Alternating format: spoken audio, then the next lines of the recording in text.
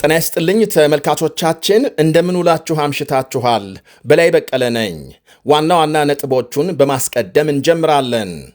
ኢራንና አሜሪካም የዱላ ልውውጥ ማካሄዳቸው ተነገረ። በኩዌት ዓለም አቀፍ አውሮፕላን ጣቢያ በተፈጸመ ጥቃት የህንድ ዜጋ ሲገደል ከፍተኛ ጉዳት ደርሷል። የሩሲያ ፕሬዝዳንት ቭላዲሚር ፑቲን የክብር እንግዳም የሚሆኑበት ታላቅ ዓለም አቀፍ ጉባኤ በሚካሄድበት ከተማ ከፍተኛ የድሮን ጥቃት መፈጸሙ ተነገረ። የሩሲያ መሪዎች ተናደዋል። በሶማሊያ ዋና ከተማ ሞቃዲሾ ቤተ መንግሥት አቅራቢያ ከፍተኛ የተኩስ ድምፅ እየተሰማ ነው። ፕሬዝዳንቱ የት እንዳሉ አልታወቀም። የእስራኤል ጠቅላይ ሚኒስትር ቤንያሚን ኔታንያሁ ከአሜሪካ መሪ ጋር የተነጋገሩትን አፍላፊ በተመለከተ ዛሬ ምላሽ ሰጥተዋል። ሌሎችም አሉን። አብራችሁን እንድትቆዩ ጋብዛለሁ።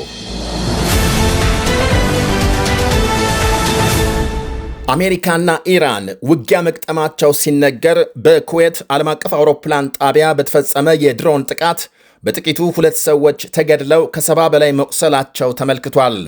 የኩዌት መከላከያ ሚኒስቴር ባወጣው መግለጫም ጥቃቱን የኢራን የወረራ ወንጀል በማለት ሲያወግዝ፣ የሀገሪቱ ውጭ ጉዳይ ሚኒስቴር በበኩሉ በኢራን የድሮን ጥቃት በዓለም አቀፍ አውሮፕላን ጣቢያ ላይ ጉዳት መድረሱንና የዲፕሎማቲክ ጽሕፈት ቤት መውደሙን ገልጧል።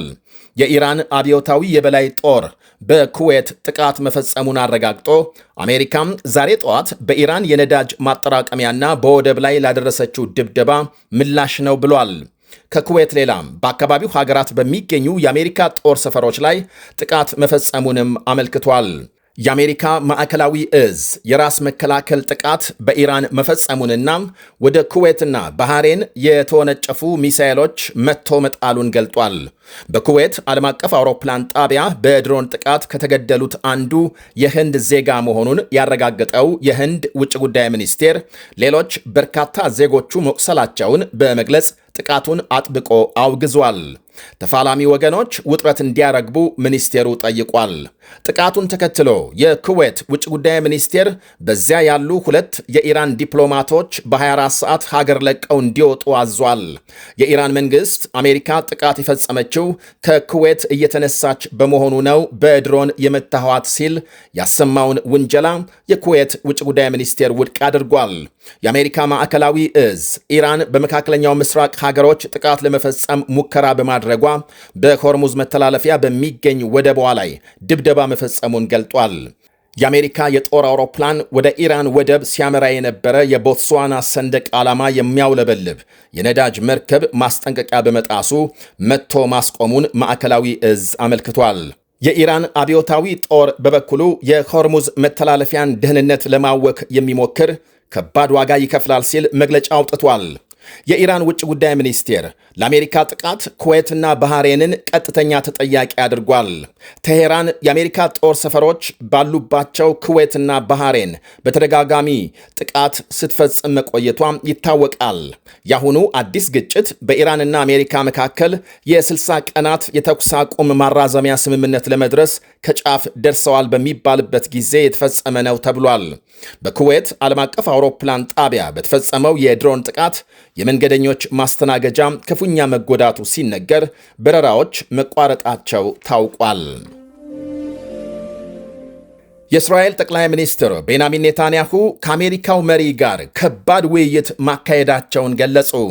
ኔታንያሁ ከአንድ የአሜሪካ ቴሌቪዥን ጣቢያ ጋር ባካሄዱት ቃለ ምልልስ ምንም እንኳን በኃይለ ቃል የተሞላ የስልክ ውይይት ቢያደርጉም በመጨረሻ ግን ተማምነው በመግባባት መለያየታቸውን ገልጸዋል። በእስራኤልና ሊባኖስ መካከል ሰላም ለማምጣት ሄዝቦላህን ትጥቅ በማስፈታት ረገድ ሁለታችንም አንድ አይነት አቋም ስላለን መቼም አንለያይም ብለዋል። ሄዝቦላህን በኢራን የሚዘወር የሊባኖስ ዜጎችን አደጋ ላይ የጣለና በእስራኤል ላይ የሚሳኤል ጥቃት ለመፈጸም ሊባኖስን መጠቀሚያ እያደረገ ነው ሲሉ ከሰዋል። እናም ሊባኖስን ለማዳንና ለእስራኤል ሊባኖስ ሰላም ማምጣት ከፈለግን ሄዝቦላህን ትጥቅ ማስፈታትና ሊባኖስን ከግጭት ነፃ ቀጠና ማድረግ ይገባል ብለዋል። ይህንን ሐሳባቸውን ደግሞ ፕሬዝዳንት ትራምፕም እንደሚጋሩ ገልጸዋል። ኢራን በኩዌት ላይ ጥቃት መፈጸሟን ተከትሎም ኔታንያሁ ቴሄራን በእሳት እየተጫወተች ነው ብለዋል። እርግጠኛ ነኝ ፕሬዝዳንት ትራምፕ አስፈላጊ ከሆነ ወደ ሙሉ ወታደራዊ እርምጃ እንደሚመለሱ ማስጠንቀቃቸውን ኢራን አሳምራ ታውቃለች። ለዚህ ደግሞ እስራኤልም ሆነች የአሜሪካ ኃይሎች ዝግጁ ናቸው። ከዚህ በኋላ ለሚፈጠረው የኢራን መሪዎች ኃላፊነቱን ይወስዳሉ ብለዋል ጠቅላይ ሚኒስትር ቤንያሚን ኔታንያሁ። ዩክሬን በርካታ ሀገሮች የሚሳተፉበት ታላቅ የኢኮኖሚ ፎረም በሚካሄድበት የሩሲያ ከተማ ጥቃት መፈጸሟ ተነገረ። በደማቋም የሩሲያ የወደብ ከተማ ሴንት ፒተርስበርግ ከ153 ሀገራት የተወጣጡ በሺዎች የሚቆጠሩ እንግዶች የሚሳተፉበትና በሩሲያ ፕሬዝዳንት ቭላዲሚር ፑቲን ንግግር የሚከፈተው ታላቅ የኢኮኖሚ ጉባኤ ሲጀመር ወይም ደግሞ ሊጀመር ሰዓታት ሲቀረው በዩክሬን ድሮኖች ከተማው መናወጡን ዘገቦች አመልክተዋል። በጥቂቱ 60 የሚደርሱ ድሮኖች በከተማው የተለያዩ ስፍራዎች መውደቃቸው ሲነገር የሞባይል ኢንተርኔት እክል እንደገጠመውና የከተማው አውሮፕላን ጣቢያ ለጊዜው መዘጋቱ ተመልክቷል። የአካባቢው ጎረቤት ሀገሮች ላትቪያና ኢስቶኒያ የአየር መከላከያ ድምፅ አሰምተው እንደነበር ይነገራል። የዩክሬን ፕሬዝዳንት ቭላዲሚር ዜሌንስኪ የባህር ኃይል ጣቢያና የነዳጅ ማከማቻን ጨምሮ በሩሲያም በርካታ ስፍራዎች ጥቃት ማድረሳቸውን አረጋግጠዋል። ግዙፍ የኢኮኖሚ ፎረም በሚካሄድበት ከተማ ሰማይ ጢስ መታየቱን ዘገቦች አመልክተዋል። ኢንቨስትመንት ለመሳብ ሞስኮ በየጊዜው በምታዘጋጀው በዚህ ግዙፍ በተባለ ጉባኤ ከዩክሬን ጦርነት በፊት በርካታ የሀገር መሪዎች ጭምር ይሳተፉ እንደነበር ይወሳል። በዛሬው ስብሰባም አሜሪካ ለመጀመሪያ ጊዜ በዝቅተኛ ልዑካን ትወከላለች ተብሏል። ታዋቂው የአሜሪካ ፊልም ተዋናይና የፑቲን ደጋፊ ስቲቨን ሲግል እንደሚሳተፍም ተነግሯል።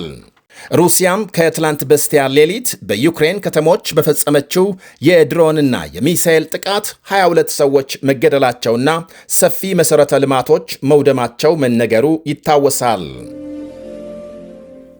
በሶማሊያ ዋና ከተማ ሞቃዲሾ ቤተ መንግሥት አቅራቢያም ከፍተኛ ተኩስ መሰማቱ ተነገረ። ማምሻውን የወጡ ዘገቦች ከሶማሊያ ፕሬዝዳንታዊ ቤተ መንግሥት አቅራቢያና በተለያዩ አካባቢዎች ከፍተኛ የተኩስ ድምፅ መሰማቱን አመልክተዋል።